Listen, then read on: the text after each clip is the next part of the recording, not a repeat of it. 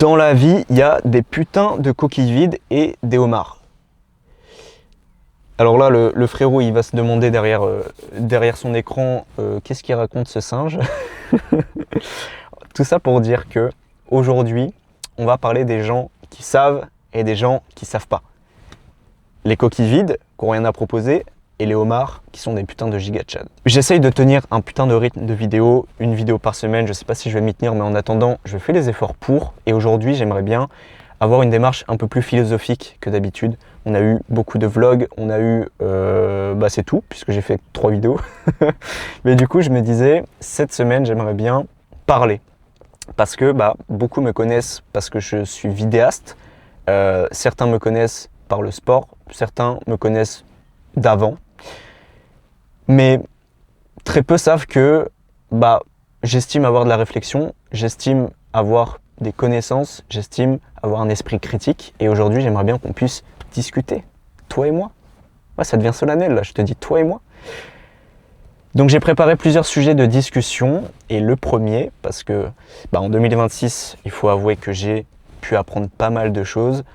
J'ai rencontré des personnes incroyables et c'est aussi comme ça que j'ai appris beaucoup de choses. C'est à travers ces moments de partage. J'ai vécu quelques trucs aussi qui m'ont fait me bouger dans ma vie. Et donc, forcément, en l'espace de quelques mois, j'ai appris pas mal de choses. Et aujourd'hui, j'aimerais bien qu'on puisse discuter de plusieurs problématiques que je vais prendre tout doucement. Alors, le premier truc que je me suis dit, parce que j'ai préparé les sujets tout à l'heure, je me suis dit, de quoi je peux parler pour que ça soit intéressant? Il y a un truc que je marque dans mes notes à chaque fois que j'ai une petite vérité, une petite, une petite citation, voilà, je cherchais le mot, une petite citation, une petite réflexion, je les note dans mes notes. Et donc, j'en ai quelques-unes, et la première c'est l'action bat la réflexion. Et ça, c'est un truc qu'on entend souvent dans le business, mais pour ceux qui ne sont pas dedans, je vais expliquer un peu le sens du truc, même si c'est très facile à comprendre. Mais le tout, c'est surtout de sortir des exemples pour que ça soit concret. L'action, c'est le fait d'agir, jusque-là on est d'accord. Et la réflexion, c'est le fait de réfléchir. En fait, souvent dans le business, on dit vaut mieux agir, puis analyser et réadapter que trop réfléchir pour repousser le moment de l'action. C'est vraiment le truc qui est souvent expliqué. Et alors déjà, moi je suis pas du tout, moi je suis à l'inverse en temps normal, c'est-à-dire que j'ai toujours trop réfléchi pour rien, pour au final pas agir, et ça c'est un défaut que j'ai corrigé, enfin sur lequel je travaille en tout cas activement.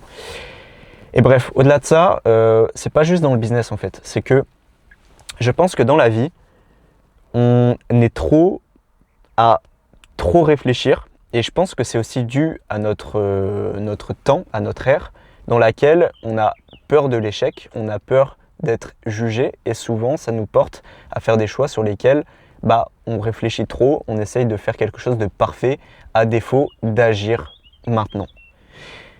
Et donc, que ça soit sur le plan personnel, sportif, professionnel, spirituel, peu importe, moi je pense que il faut vraiment comprendre et faire un réel switch là-dessus, parce qu'on est beaucoup à être dans cette situation, à vouloir faire quelque chose de parfait, à procrastiner, à ne pas dire à ces gens que t'aimes que tu les aimes, à ne pas lancer ce business parce que tu as peur d'échouer, à ne pas t'impliquer à 100% sportivement parce que si, parce que ça. Et donc on est tout le temps là à réfléchir et on n'agit pas. Et ça, c'est un putain de défaut, malheureusement. Moi, ce que je te conseille, c'est de t'entourer de personnes opposées à ce schéma, à des personnes qui ont l'habitude d'agir avant de réfléchir, même si sur le papier on pourrait se dire ils sont juste totalement cons, parce que on se dit souvent oui, mais si tu agis avant de réfléchir, ça va être totalement con. Alors déjà pas tout le temps, et surtout vaut mieux quelqu'un qui fait ça et qui peut paraître un peu con que quelqu'un qui réfléchit trop et qui attend. Il y a une phrase, putain, faut que je la ressorte. Cette phrase de ouf que j'avais sortie en conférence en plus. Alors attendez. Un con qui marche ira toujours plus vite qu'un intellectuel assis. Je pense qu'on va pouvoir clôturer ce sujet sur cette magnifique citation. Ok, le deuxième truc que je m'étais dit, l'inconfort rend le confort plus confortable. Ça fait beaucoup de confort, faut réfléchir. Ce que j'entends par là, c'est que on parle souvent de zone de confort. Ok, ça, mais oui, mais lui, il était dans sa zone de confort. Là, il est sorti de sa zone de confort. Concrètement, c'est quoi la zone de confort? À mes yeux, la zone de confort, c'est une situation dans laquelle tu ne ressens pas de stress, tu es habitué à telle ou telle action et donc tu restes concrètement dans de bonnes énergies, dans quelque chose qui ne te stresse pas. On peut même apparenter ça à de la fainéantise certaines fois. Et sortir de sa zone de confort, c'est faire quelque chose qui t'effraie un petit peu, qui t'angoisse peut-être et que tu n'as pas l'habitude de faire. On parle souvent d'un spectre social, par exemple, je sais pas, t'es timide, t'as fait une conférence devant 30 personnes, t'es sorti de ta zone de confort. Tu vois, ou alors on peut se dire, ok, toi tu fais du powerlifting, vas-y, tu vas faire un WOD de CrossFit avec toute une équipe de CrossFit, tu vas sortir de ta zone de confort. Voilà, c'est surtout dans ces situations qu'on parle de ça. Et donc, pour en revenir à la phrase, c'est que l'inconfort rend le confort plus confortable, c'est que si tu te mets à tout le temps être hors de ta zone de confort, à tout le temps te mettre dans des stress, dans des apprentissages dans lesquels tu peux échouer, dans lesquels tu as peur, dans lesquels tu peux être jugé, peu importe, une fois que tu vas revenir à la norme, tu vas beaucoup plus apprécier les choses. J'ai un exemple beaucoup plus concret, ça te parlera. C'est que si tous les jours, si dès demain, tu te mets à dormir par terre, dans ta chambre, sans couette, sans oreiller, sans couverture, peu importe, pendant 10 jours, et que au bout de 11 jours, tu te remets à dormir dans ton lit. Le moment où tu vas te remettre à dormir dans ton lit, crois-moi que tu vas beaucoup plus le kiffer que si là tu dormais dans ton lit comme tous les jours. Parce que tu as habitué ton corps et ton esprit à te mettre dans une situation compliquée. Et donc, dès que tu reviens dans quelque chose de plus agréable, frérot, la dopamine est zinzin, forcément, tu vois. Si tous les jours tu fais des 10 km et que tu te mets dans le mal, et qu'au bout d'un moment tu fais un 2 ou 3 km, ça va être de l'eau, tu vois. Alors que le truc de ça va être de l'eau, c'est la norme pour tout le monde. Voilà, je pense que ça a été clair. Et donc, ce que je peux dire aussi de mon humble expérience de jeune singe, c'est qu'en 2026, j'ai appris à me mettre dans des zones d'inconfort les plus totales, dans lesquelles je ne me serais jamais imaginé. Et du coup, je suis très fier de moi et très content parce que j'ai réussi à faire des choses que je convoitais, sur lesquelles je ne travaillais pas parce que j'avais peur, que j'ai finalement fait. Et donc, life is good, je me sens beaucoup mieux, beaucoup plus heureux. Et je sais que le plus dur reste à venir aussi parce que plus tu es élevé et plus tu élèves tes standards, plus haut seront les choses demandantes, entre guillemets. C'était pas très français, mais je pense que tu as compris. Ok, j'ai à peu près 5 minutes pour clôturer cette vidéo avant que ça coupe et j'ai la flemme de relancer un autre rush. Je sais pas que j'ai pas la flemme, mais c'est que je me challenge un petit peu, pardon. Alors, la dernière chose que j'ai réalisée, et ça, croyez-moi, c'est assez récent, c'est que dans la vie, tout a un prix.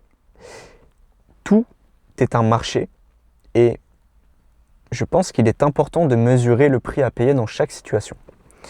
Et là, tu vas te dire, mais qu'est-ce qu'il veut encore celui-là?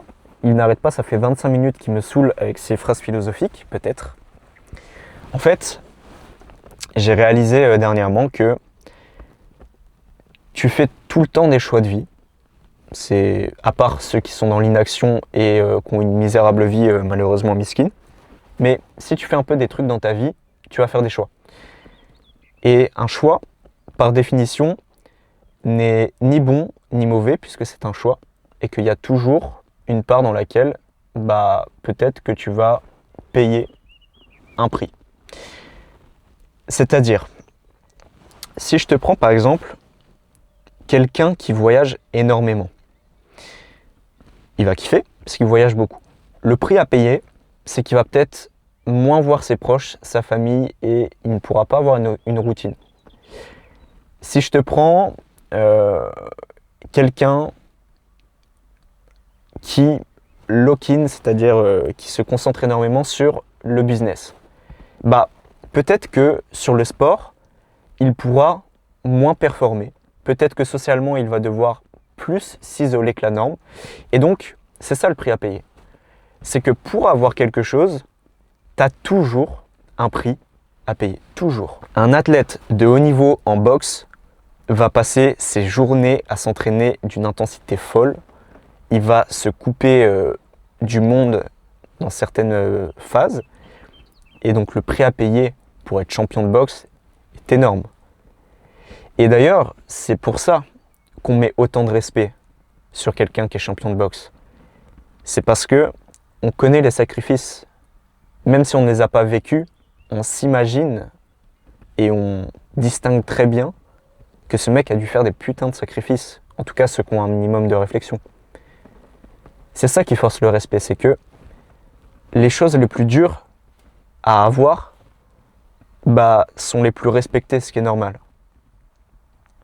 C'est aussi pour ça que socialement, c'est important d'avoir une belle femme, parce que par définition, pour avoir séduit cette belle femme, ça a demandé un effort plus grand que sortir avec une lambda qui n'a rien pour elle, qui est pas belle et qui n'a rien dans la tête. Il y a toujours un degré. Et tout ça pour dire que le prix à payer, en quoi c'est important de le connaître, c'est que souvent, on va être amené à faire des choix, à s'engager, sans vraiment mesurer le prix à payer. Et la plupart du temps, c'est ok de le payer, ce prix d'ailleurs. Mais il faut juste en être conscient, parce que c'est souvent engageant et demandant. Donc il faut bien le mesurer avant. Bon, sur ce, je pense que c'est terminé. Je pense que j'ai fait mon instinct. Je pense que j'ai fait mon instant philosophique. N'hésite pas évidemment à me dire si ça t'a plu, mon ami. Et puis abonne-toi, bordel de merde. Il n'y a personne qui s'abonne, ça m'énerve. Personne s'abonne. Donnez un peu là. Tout le temps là. Non, mais surtout, je vais essayer de me tenir à beaucoup de vidéos YouTube. Et en plus, je peux en tirer des shorts pour Instagram. J'ai réfléchi à tout. Comme ça, on va devenir connu, on va faire beaucoup d'argent et on va avoir un réel impact sur le monde. Voilà, passe une bonne soirée, une bonne journée et moi je te dis à très vite.